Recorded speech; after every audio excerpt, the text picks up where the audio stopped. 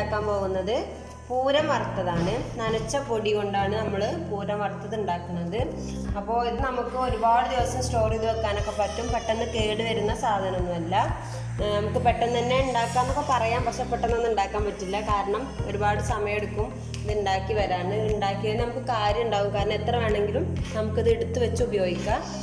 എത്ര കഴിഞ്ഞാലും കേട് വരുന്ന സാധനമല്ല. നമ്മൾ മണൽ സൂക്ഷിക്കുന്ന പോലെ തന്നെയാണ് നമ്മളെ പൂരം വറുത്തത് സൂക്ഷിക്കുന്നതും. കാരണം കേട് വരില്ല, എന്ത് വന്നാലും കേട് വരുന്ന സാധനമല്ല. പിന്നെ ഇത് നമുക്ക് ഇത് അരി നനച്ച് പൊടിച്ചതാണ്. അരി നനച്ച് പൊടിച്ച പൊടിയാണ്. അരി നനച്ച് വെച്ചതൊന്നും ഒരുപാട് എടുത്ത് വെക്കാൻ പറ്റില്ല. പക്ഷെ നമുക്ക് പൂരം വറുത്തതാണെങ്കിൽ നമുക്ക് എത്ര ദിവസം വേണമെങ്കിലും ഇത് എടുത്ത് വെക്കാൻ പറ്റുന്നതാണ്. ഇനി നമ്മൾ 3 കിലോ അരി നനച്ച് പൊടിച്ചതാണ് എടുത്തിട്ടുള്ളത്.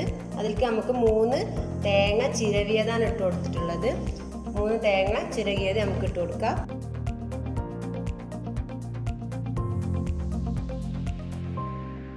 ഇതിലേക്ക് നമ്മൾ ഒരു 50 ഗ്രാമോളം കറുത്ത എള്ള് ഇട്ട് കൊടുത്തിട്ടുണ്ട്. 50 ഗ്രാം കറുത്ത എള്ള്. പിന്നെ ഒരു 100 ഗ്രാം ചെറിയ ഉള്ളി ചെറുതാക്കി അരിഞ്ഞത്. പിന്നെ ഒരു 6 മുട്ട ആവശ്യമുണ്ട്. അപ്പം നമുക്ക് 6 മുട്ട പൊട്ടിച്ചൊഴിക്കാം. നമ്മളിതിലേക്ക് വേറെ വെള്ളം അങ്ങനത്തെ കാര്യങ്ങളൊന്നും ഉപയോഗിക്കുന്നില്ല. അപ്പോൾ നമ്മൾ ഇതിലേക്ക് ഈ കോഴിമുട്ടയുടെയും പിന്നെ ഈ തേങ്ങയുടെ നനവ് കൊണ്ട് നമ്മളെ ഈ പൊടിയൊക്കെ നല്ല നനഞ്ഞ് നല്ല പൊടിയുടെ കട്ടയൊക്കെ പോയി നമ്മൾ നല്ലോണം ഉടച്ച് എടുക്കണം. വേറെ നമ്മൾ പ്രത്യേകിച്ച് വെള്ളമൊന്നും ചേർക്കുന്നില്ല. അപ്പോൾ നമുക്ക് ഇതിലേക്ക് 6 മുട്ട പൊടിച്ചൊഴിക്കണം. 6 അപ്പോൾ ഇതിലേക്ക് നമ്മൾ വെള്ളം ഒഴിക്കാനേ പാടില്ല. വെള്ളത്തിൻ്റെ ഇതൊന്നും പറ്റില്ല. അപ്പോൾ അത് കരിഞ്ജീരകം എള്ളൊക്കെ എടുക്കുമ്പോൾ കുറച്ച് നേരം അരിച്ച് വെച്ചതിന് ശേഷം മാത്രം ഇതിലേക്ക് ഒഴിച്ചു കൊടുക്കുക. ഇനി നമുക്ക് ഇതിലേക്ക് ആവശ്യത്തിന് ഉപ്പിട്ട് കൊടുക്കണം. ഇനി കൈ വെച്ച് നന്നായിട്ട് മുട്ടയ്ക്ക് എല്ലാ ഭാഗത്തേക്കും എത്തുന്ന രീതിയിൽ നന്നായിട്ട് ഒന്ന് മിക്സ് ചെയ്ത് കൊടുക്കണം. ഇങ്ങനെയാണ് നമ്മൾ ഉടച്ചെടുക്കേണ്ടത്. കൈ വെച്ചിട്ട് നല്ലോണം പ്രസ് ചെയ്തിട്ട് ഇങ്ങനെ ആക്കിയാൽ തന്നെ നമ്മളധികം കട്ടകളൊക്കെ ഉടഞ്ഞു കിട്ടും.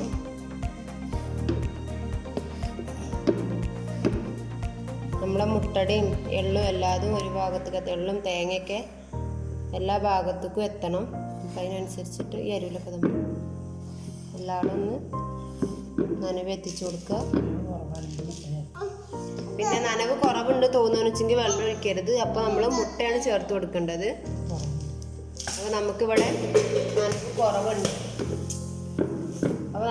നനവ് കുറവുണ്ട്. നമുക്ക് ഒരു മുട്ട കൂടി ചേർത്ത് കൊടുക്കാം. നമ്മളിപ്പോൾ 7 മുട്ട ഒഴിച്ചു കൊടുത്തിട്ടുണ്ട്. നിങ്ങൾക്ക് നോക്കാം.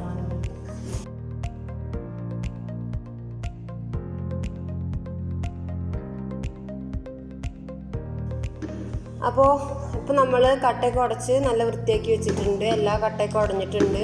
അപ്പോൾ നമ്മൾ 3 കിലോയിലേക്ക് 7 കോഴിമുട്ടയും 3 തേങ്ങയാണ് എടുത്തിട്ടുള്ളത്. അപ്പോൾ വെള്ളമൊന്നും ചേർക്കരുത്. വെള്ളം കുറവുണ്ടെന്ന് തോന്നുകയാണെന്നുവെച്ചെങ്കിൽ ഒന്നില്ലെങ്കിൽ തേങ്ങ ഇട്ട് കൊടുക്കുക, അല്ലെങ്കിൽ നമ്മൾ കോഴിമുട്ട ഇട്ട് കൊടുക്കുക. അല്ലാതെ വെള്ളം ഒരിക്കലും ചേർത്ത് കൊടുക്കരുത്.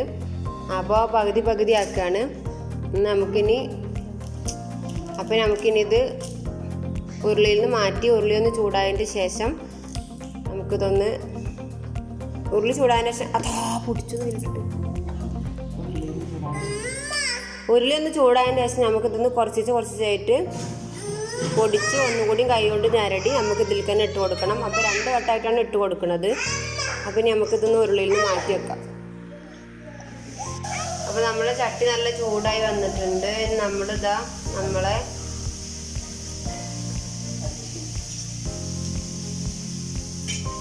നമ്മളെ പൊടിയൊക്കെ അതിൽ ഇട്ട് കൊടുത്തിട്ടുണ്ട്. പകുതി ഇട്ട് കൊടുത്തിട്ടുണ്ട്.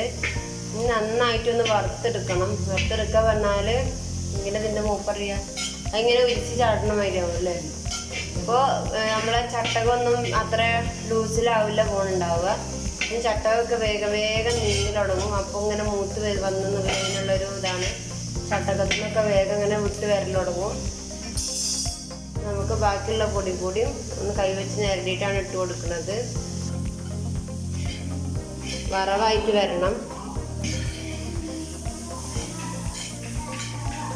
നമ്മളെ പുട്ടുപൊടിയൊക്കെ വറക്കുന്ന ആ പരുവെന്നാ പറഞ്ഞത് കേട്ടോ. ചട്ടകത്തിന് നീങ്ങാനൊക്കെ ഭയങ്കര ബുദ്ധിമുട്ടാണ്. ഇത് പെട്ടെന്ന് ചട്ടകം നീങ്ങി തുടങ്ങുമ്പോഴാണ് നമ്മളെ പൊടി വറവായിട്ട് വരുന്നുണ്ട് എന്നുള്ളത് മനസ്സിലാക്കാം. കളറൊക്കെ മാറി ഒരു ബ്രൗൺ കളറായി വന്നിട്ടുണ്ട്, കാണാണ്ടാവും.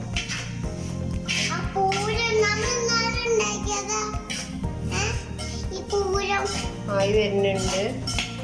ഇപ്പം നമ്മളെ പൂരമായിട്ടുണ്ട്, നല്ല ഗോൾഡൻ കളറായിട്ടുണ്ട്. നമുക്കിത് ഇറക്കി വെക്കാണ്, നമുക്ക് അടുത്ത ട്രിപ്പ് ഇടണം. അപ്പോൾ ഇതൊന്നും നമുക്ക് ഇറക്കി വെക്കാം. അപ്പോൾ നമ്മളെ നന്നായിട്ട് നല്ല വൃത്തിയിലായി വന്നിട്ടുണ്ട്, കരിയൊന്നും ചെയ്തിട്ടില്ല. കട്ടൊക്കെ പോയി നല്ലപോലെ വൃത്തിയായിട്ട് വന്നിട്ടുണ്ട്. നമുക്കിതൊന്ന് ഇറക്കി വെക്കാം. ഒരു പാത്രത്തിലേക്ക് കൊട്ടി കൊടുക്കാം.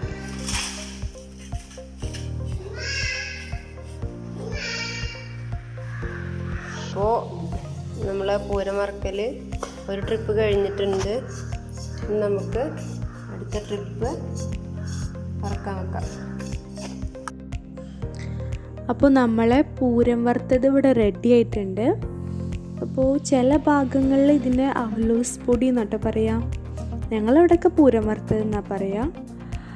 അപ്പോൾ ഇതിൻ്റെ പ്രത്യേകത എന്താണെന്ന് വെച്ചാൽ നമ്മളിതിൽ ഓയിലോ വെള്ളമോ ഒന്നും തന്നെ ചേർക്കണില്ല. ജസ്റ്റ് ഒരു ഡ്രൈ ആയിട്ടുള്ള നല്ല ടേസ്റ്റുള്ളൊരു പൊടിയാണ്. മാത്രമല്ല നമുക്കിത് ഒരുപാട് കാലം നമുക്ക് സ്റ്റോർ ചെയ്യാനായിട്ട് പറ്റും. അപ്പോൾ ഈവനിങ് സ്നാക്കൊക്കെ ആയിട്ട് പ്രത്യേകിച്ച് വേറൊന്നും ആവശ്യമില്ല, നമുക്ക് ചായയുടെ കൂടെയൊക്കെ കഴിക്കാനായിട്ട് പറ്റിയ നല്ല ടേസ്റ്റുള്ളൊരു പൂരം വറുത്തതാണ്. അപ്പോൾ എല്ലാവരും ഈ ഒരു റെസിപ്പി എന്താണെങ്കിലും ഒന്ന് ട്രൈ ചെയ്ത് നോക്കാം. പെട്ടെന്നായിട്ട് നമുക്ക് ഉണ്ടാക്കാൻ പറ്റുന്ന നല്ലൊരു റെസിപ്പിയാണ്, എല്ലാവർക്കും ഇഷ്ടമാവുന്നൊരു റെസിപ്പിയാണ്. ഇഷ്ടപ്പെട്ടാൽ like, share and subscribe. Thank you.